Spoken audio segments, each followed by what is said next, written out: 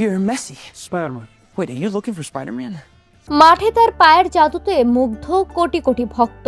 আর এবার মাঠের বাইরে মাত্র 20 সেকেন্ডের একটি ভিডিওতে আলোচনার কেন্দ্রে লিওনেল মেসি। হলিউডের বহুল প্রতীক্ষিত স্পাইডারম্যান ব্র্যান্ড নিউ ডে সিনেমার প্রচারণামূলক ভিডিওতে স্পাইডারম্যানের সঙ্গে দেখা গেছে আর্জেন্টাইন মহাতারকাকে। আর সেই ভিডিও ঘিরেই ছড়িয়ে পড়েছে অবিশ্বাস্য এক পারিশ্রমিকের গুঞ্জন।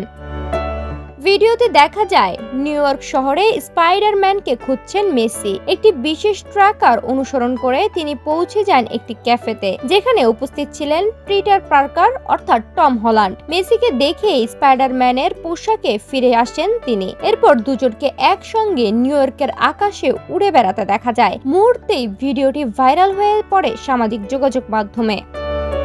সবচেয়ে বেশি আলোচনায় এসেছে মেসির পারিশ্রমিক। বিভিন্ন আন্তর্জাতিক গণমাধ্যম ও সামাজিক যোগাযোগ মাধ্যমে ছড়িয়ে পড়া তথ্য অনুযায়ী সনি পিকচার্সের এই প্রচারণামূলক ভিডিওর জন্য মেসি প্রায় $15 মিলিয়ন অর্থাৎ বাংলাদেশি মুদ্রায় প্রায় 176 থেকে 175 কোটি টাকা পারিশ্রমিক নিয়েছেন বলে দাবি করা হচ্ছে।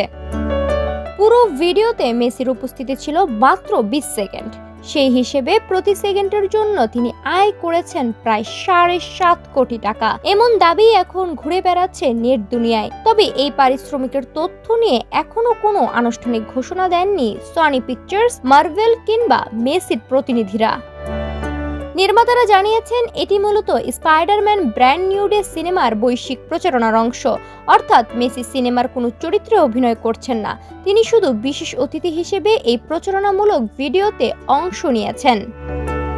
মাঠে গোল করে যেমন ইতিহাস করেন, তেমনি মাঠের বাইরেও নিজের ব্র্যান্ড ভ্যালু দিয়ে বারবার আলোচনায় আসেন লিওনেল মেসি। 20 সেকেন্ডের এই উপস্থিতির প্রকৃত পারিশ্রমিক যাই হোক না কেন, স্পাইডারম্যানের সঙ্গে তার এই ব্যতিক্রমী জুটি ইতিমধ্যেই জয় করে নিয়েছে কোটি কোটি ভক্তের মন।